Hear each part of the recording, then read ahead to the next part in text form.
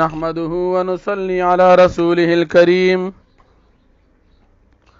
أما بعد فأعوذ بالله من الشيطان الرجيم بسم الله الرحمن الرحيم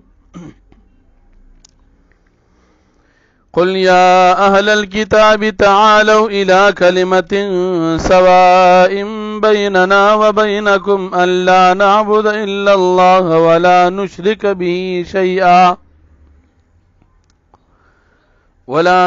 به شيئا ولا يتخذ بعضنا بعضا أربابا من دون الله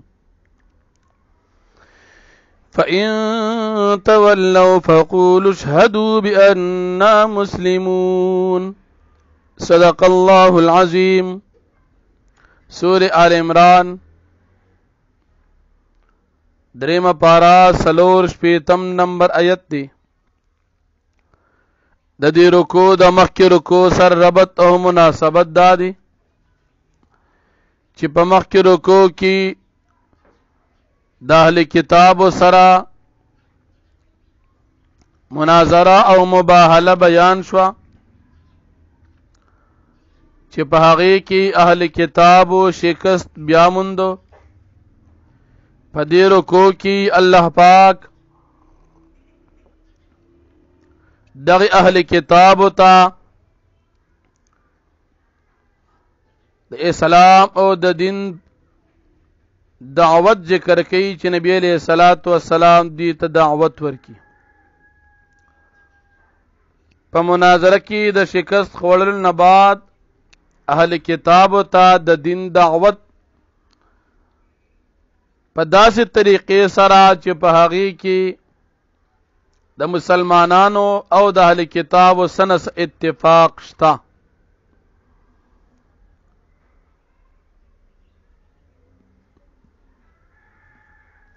لکه الله پاک نبی علیہ السلام ته فرمایي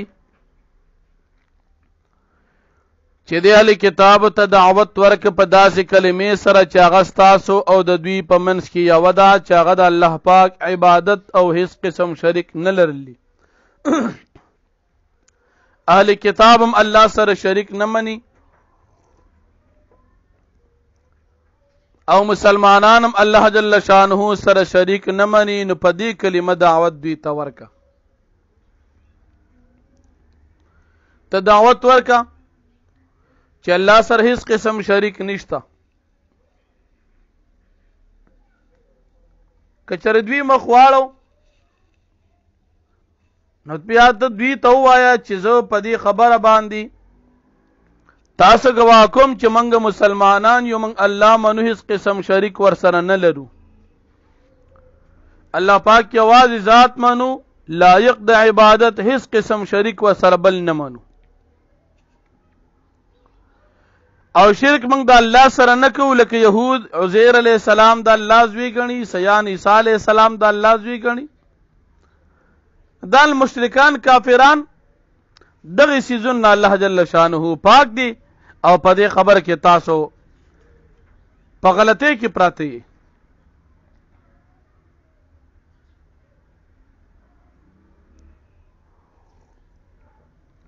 نو نبی علیہ الصلوۃ والسلام دوی ته یو اتفاقی اصل بیان کړ چې هغه زموږ او ستاسو په منځ کې دی چې الله رب العالمین د عبادت لایق دی، هیڅ قسم شریک الله پاک نه لري. په هغې باندې راشي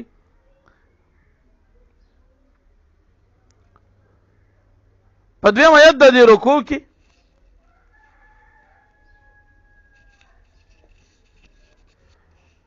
نجران سیان او یهود علما نبی کریم صلی الله علیه وسلم تراغلل او دوی د ابراهیم علیه السلام په باره کې خپل عقیده وړاندې کړه. عیسیان وی چې ابراهیم علیه السلام عیسایو نبی علیہ الصلوۃ والسلام ته وی، او يهوديان وی چې ابراهيم علیہ الصلوۃ والسلام يهوديو.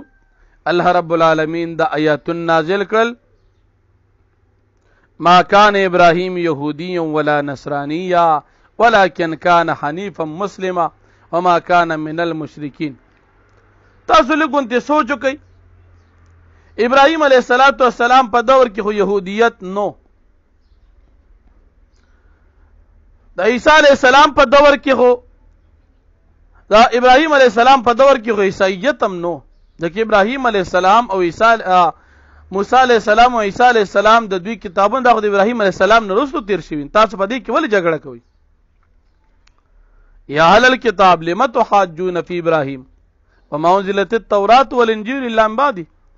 تاسو چې ابراهیم علیه السلام ته دا غلط نسبت کوئ نو تاسو دا دین خو دا غن وروسته پیدا شوی دی، ناغه څنګه تاسو په دین باندې هغه سیس کی خبره کوي چې هغه تاسو ته کم از کم سنه معلوم وي، پاغي تاسو سره دلیل وي، په دې خو د سر تاسو سره دلیل نشته.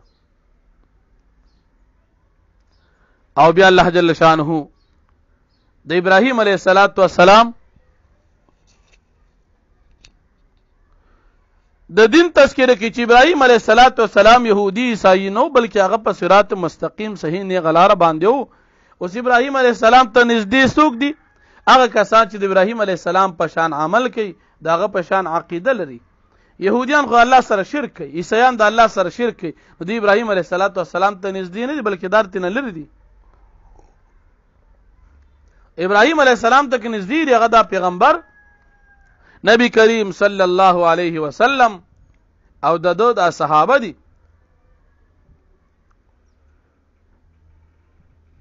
بیا الله جل شانه د دې يهوديان عیسایانو د مسلمانانو په باره کې د دې منسوبه ذکر کوي.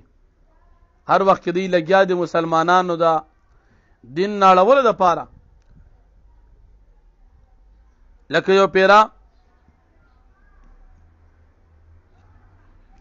يهوديانو حضرت معاذ ابن جبل رضی الله عنه، حضرت حذیفه رضی الله عنه، حضرت عمار ابن یاسر رضی الله عنه دوی ته د يهودیت دعوت ورکو.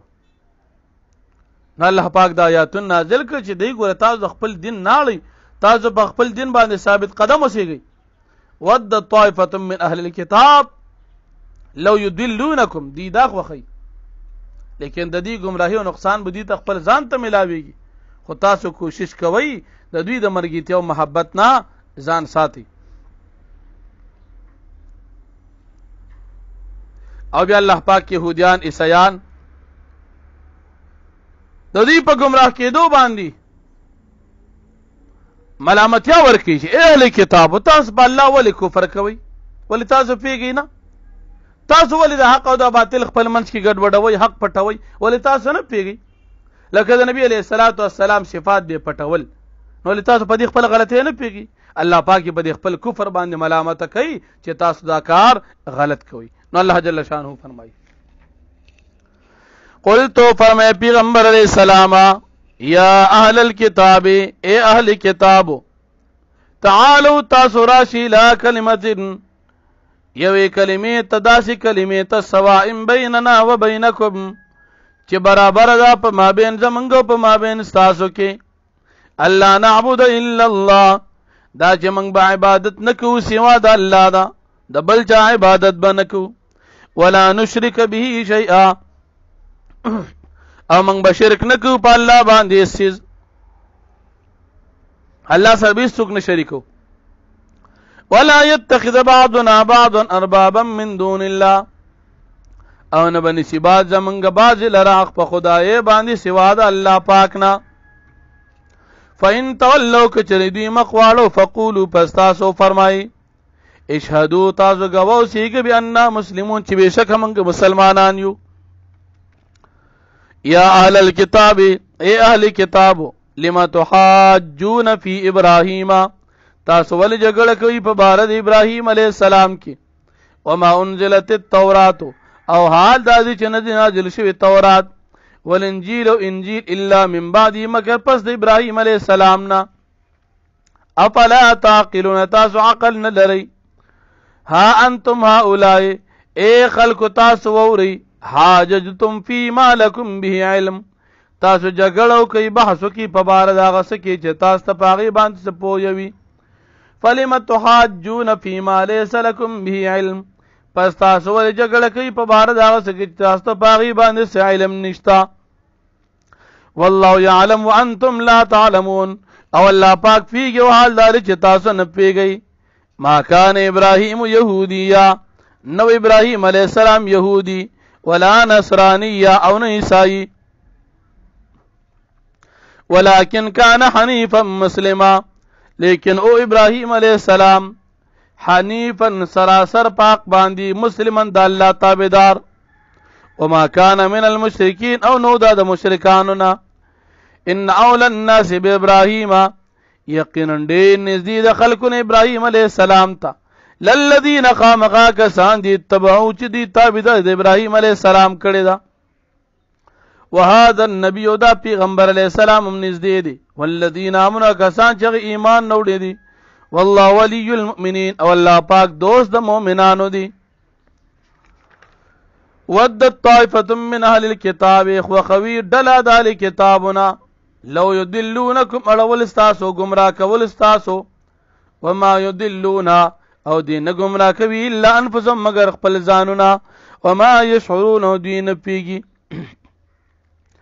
یا اهل الكتاب اے اهل کتاب لم تکفرون بیاات الله تاسو ولې کفر کوي د الله پایاتونو باندې وانتم تشهدون او حال دار چې تاسو په دې خپل خبره باندې گواهی یعنی چې تاسو کفر کوي د الله پایاتونو باندې انکار کوي نو په دې باندې تاسو خپيږي یا اهل الكتاب اے اهل کتاب لم تلبسون الحق بالباطل تاسو ولې ګډوډ کوي حق لره د باطل سره وتكتمون الحق او تاسو ولې پټوي حق لره وانتم تعلمون حال دار چې تاسو پیږي چې دا حق دی واخر دعوانا الحمدلله رب العالمین